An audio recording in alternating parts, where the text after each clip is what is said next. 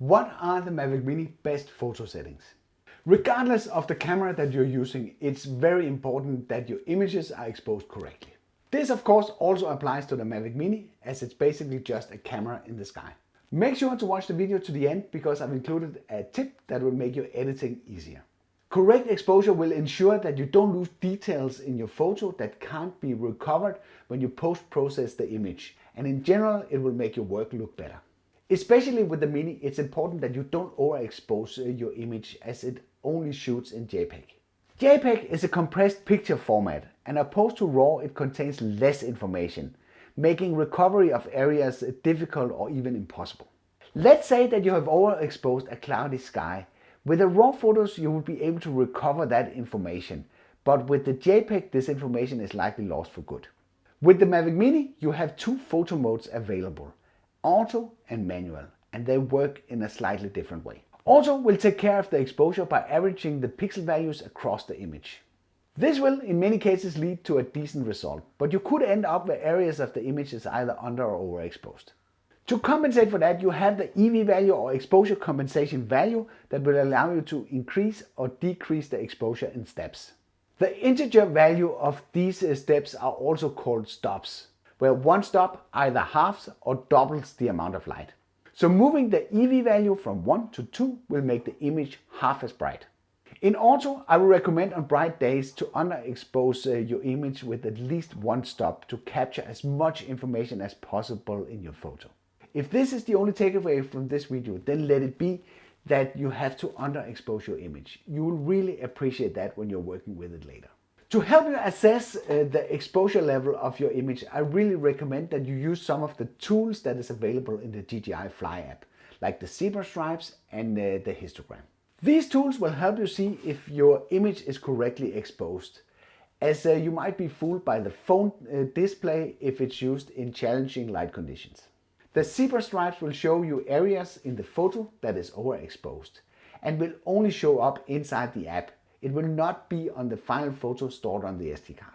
The histogram is another really great tool, which is a graphical representation of the pixel values in the image ranging from 0% black to 100% white. The left side of the histogram represents the dark areas and the right side represents the bright areas. The center part is the midtones, which is neither dark or light.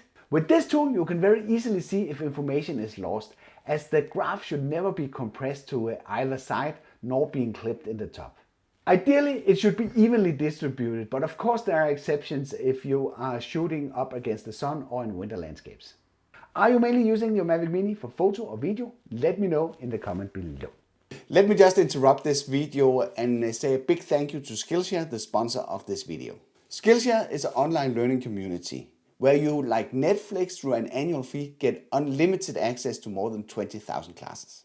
I think it's a pretty good deal, as Skillshare's annual subscription is less than $10 a month.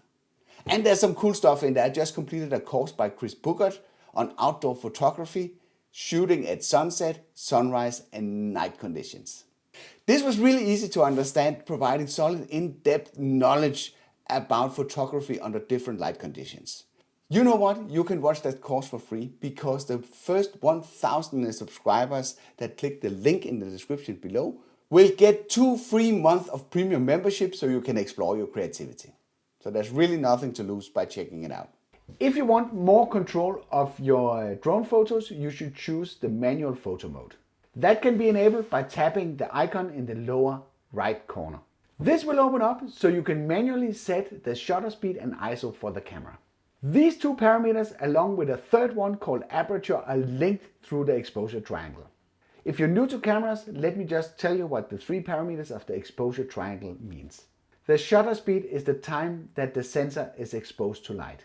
The aperture value represents the physical hole in front of the lens. ISO is the digital gain of the sensor, and that will allow you to brighten up the image with a higher value.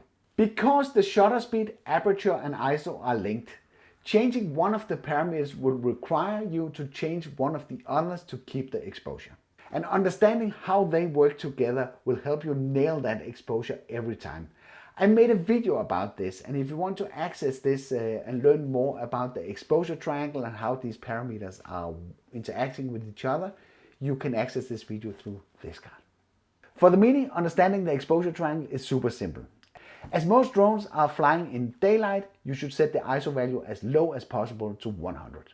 This gives the best quality with the least amount of digital noise. As this is a fixed aperture drone, you can't really change the amount of light that passes through the lens, so the aperture value is in this case fixed.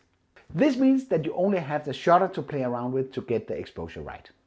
So simply increase your shutter speed until you get the correct exposure, and keep an eye on the zebra stripes and the histogram as I told you earlier. The exact value I can't give you because this is depending on the light conditions. To be frank, with no aperture control and the ISO fixed, it doesn't really make much sense to play around with manual mode for the Mavic Mini. So in this case, I would simply recommend just using auto and use the exposure compensation or the EV value to fine adjust your exposure. Bonus tip, it might be obvious, but set the white balance so it matches the weather that you are flying. This is very critical for JPEG pictures, as changing the white balance later is not always easy without the image falling apart. Remember, this is a compressed photo and you don't have all the information available like if it was a RAW where it's stored in the file. Do you know that you can edit your Mavic Mini photos directly on your smartphone for free? I made a video about this and you can access this video through this card. I hope you liked this video. If you did, then feel free to give it a like. If you didn't like it, feel free to press the dislike button twice. Thank you for watching and I'll be seeing you around.